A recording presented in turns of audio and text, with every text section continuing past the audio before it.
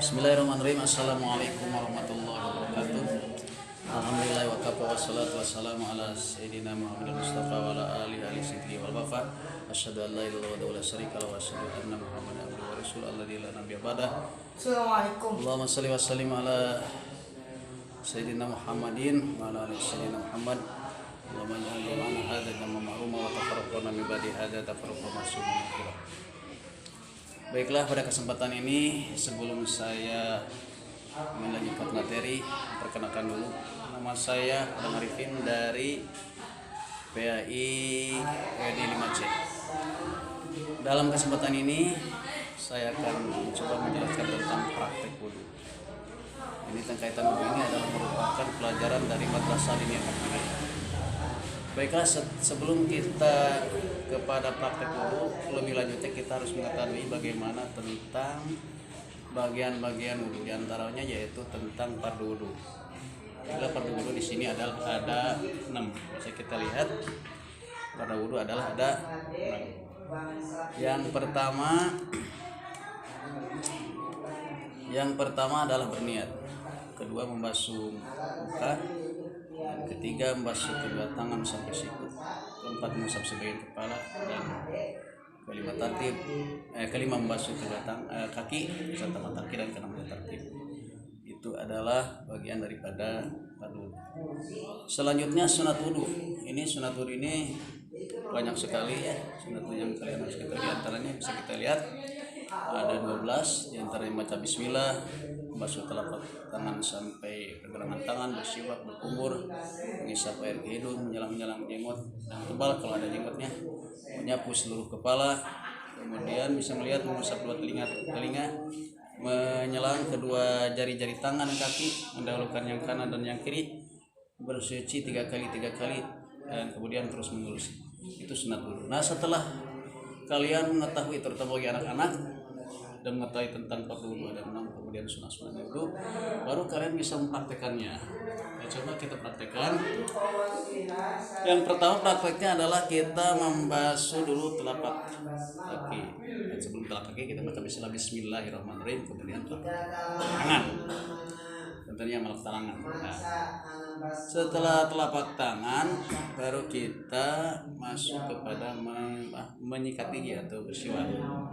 Setelah bersiwak kemudian berkumur 3 kali, mengisap air 3 kali. Nah, dalam mengisap ini sebaiknya harus sampai ke dalamnya. Setelah itu baru kita membasuh muka. Ya, jadi ini membasuh muka ini sambil kita berniat di sini. Berniat, aku berniat dulu menghilangkan atas sambil mengisap muka ini sambil berniat. Nah, kalau seandainya ada jenggot yang tebal bisa kita diselang-selangnya. Nah, praktek membasuh muka ini yang sebagusnya adalah seluruhnya harus dibasuh, karena batasan muka dari atas sampai dagu ini tingginya, kemudian lebarnya kuping dan kuping. Oleh karenanya harus semuanya terbasuh ya. Saya praktekkan misalnya ini air, ini harus semuanya terbasuh, kemudian bisa itu sampai 3 kali. Nah, baiknya setelah muka baru kita membasuh kedua tangan sampai beserta sikutnya. Jadi dua-duanya harus dibasuh. Ya, itu air tuh kadang-kadang ada yang air di kolam, kemudian ada air yang di keran. Yang di kolam misalnya prakteknya kita ambil air, ini harus dibasuhkan ke sini. Air itu mengalir ke sini, kemudian dibalikan lagi. Terus sampai 3 kali. Kemudian yang kiri juga sama. Sebabnya ini airnya harus mengalir dan harus digosok-gosok.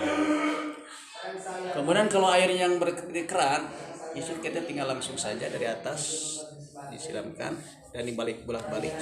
Jangan ada yang sampai kelewat. 3 kali, kemudian yang kirinya 3 kali. Itu tangannya.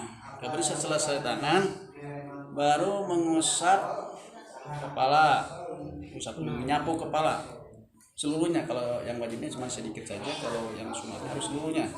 Sebagai contohnya, dibasuh sampai ke belakang, dari belakang dibalikan lagi, atau mulainya dari belakang dulu bisa, terus dibalikan lagi, dibulak-balik ya, dari belakang ke depan atau depan ke belakang. Itu bagaimana kita kalau yang dari depan dulu atau dari belakang. Setelah membasuh kepala, baru kita membasuh kuping. Nah, kuping ini coba praktekkan. Ini bukan sekadar liam kupingnya saja.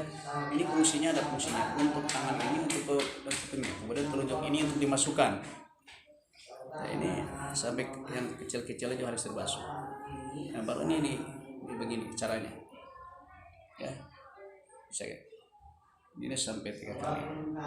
Setelah kuping, baru kita membasuh kaki beserta mata kaki. Ini ada teknika dan caranya, bukan asal basuh saja. Ini tangan kaki yang kanan maksudnya, kaki yang kanan dengan kaki yang kanan dengan tangan yang kiri. Dimulai dari ujung dulu, dari ujung dimulai.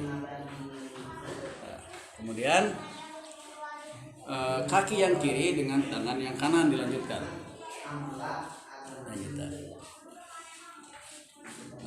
Itulah ya, dari mulai. Jadi ketika kita mempraktekannya harus hafal dulu fardu dulu dan sunatnya, baru kita bisa mempraktekannya.